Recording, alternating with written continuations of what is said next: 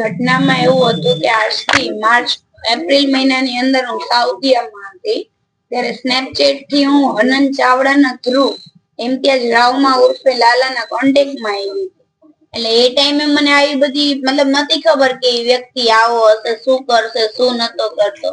પણ 2 મહિનામાં એનો રૂપ છે એ બધો સામે આવવા દીધો અને 2 મહિનાની અંદર જ એને મને બતાવી દીધું. પેલા તો મને રીબરા રોડ ઉપર હાઈવે ઉપર માયરી, મારો S24 અલ્ટ્રા લઈ ગયો, મારો ચેન હતો એ તોડી નાખ્યો, એને બધું જ કર્યું. તો પણ મેં સહન કર્યું કે મારા ઘર સુધી પહોંચશે, કેમ કે હું બાપ વગરની દીકરી છું, મારા પપ્પા નથી. મારા મમ્મી એકલું કેટલું સહન કરે, તો બી હું સહન કરતી જ આવતી હતી.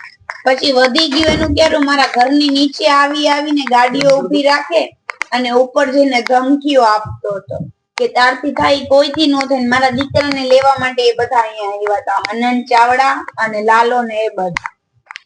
પછી હું હિંમત હારી ગઈ હતી. પછી અલગ અલગ નંબરો માંથી મને કોલ કરાવતા હતા એના દોસ્તારો માંથી કે સમાધાન નહીં કરને તો રસ્તામાં તું નીકળે જ તને મારી નાખતી, તું ઇન્સ્ટાગ્રામ માં ફેમસ છો, ઇન્સ્ટાગ્રામ માં તારું ગમે એ અમે લોકો બોલીને બધું બગાડતી, એ બધી વાતો કરતા હતા.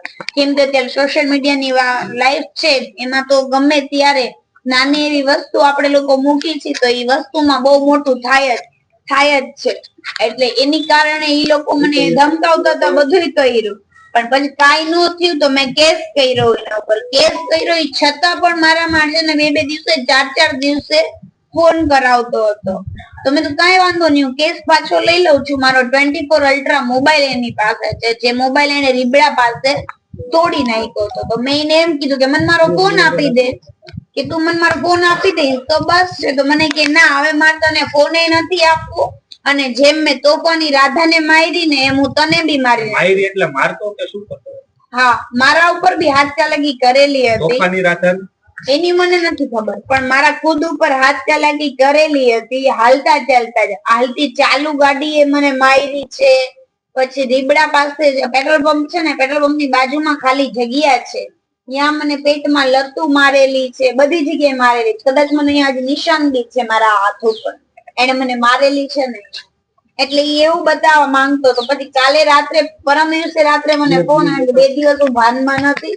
જયારે ભાનમાં હતી ત્યારે મને એવો ફોન આવ્યો એનો કે તારે સીપી સાહેબ ને કેવું હોય, તારે પીઆઈ ને કેવું હોય, તારે જેને કેવું હોય ને કે, પછી હું કરીશ ને એ તું જોજે, કે તારા ઘરમાં આવીને તારા છોકરાને તારા મમ્મી ને 2 ને મારી નાખે. આટલી વાત કહી છે મારી. તમે પોલીસને ત્યારે ફરિયાદ નો કરી? દવા પીવા પોલીસને ફરિયાદ મેં લાસ્ટ 7મા મહિનાની 9 તારીખના કરેલી હતી. એ પછી પોલીસ ચોકીમાં હું ગઈ તો પોલીસ ચોકીમાં અરજી ગાયબ થઈ ગઈ હતી. પોલીસ ચોકીની અંદર અરજી હતી જ નહીં. પોલીસ ચોકી એમ કેતા હતા કે અરજી અમને મળી જ નથી આ વસ્તુની. પણ ઈ અરજીનો ફોટો કોઇન્સિડન્ટલી મારા ફોનમાં મેં ફોટો પાડેલો હતો. પછી વસાવા સાહેબ કરીને છે, એ સાહેબે મારી અરજીનો ફોટો લઈને મારા ફોન માંથી ફોટો લઈને પાછો ફોટો પાડ્યો અને એ અરજીની અંદર સાઈન કરીને અરજીનો મને 2 દિવસની અંદર જવાબ આપ્યો. આ જ કારણ કે એને એટલું કીધું કોલ રેકોર્ડિંગ ની અંદર, આવી મારી પાસે રેકોર્ડિંગ છે, એમ બોલે છે કે તું નહીં, તને હવે હું મારી જ નાખવાનો છે, કે તું ક્યાં સુધી ભાગીશ.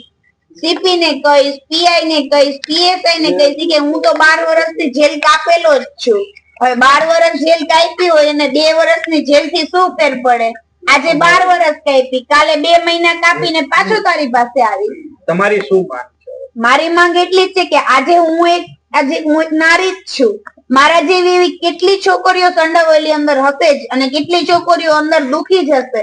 એની માટે પોલીસ પણ કઈ એક્શન નથી લેતો હોય. 1 મહિના સુધી અરજી પડી હોય છે, એના જ કોઈ જવાબ નથી દેતા. પછી જયારે મરી જાય છે ત્યારે પોલીસ વાળા એમ કે છે કે મરી ગઈ છે, તો પણ તો શું કરે ઈ લોકો?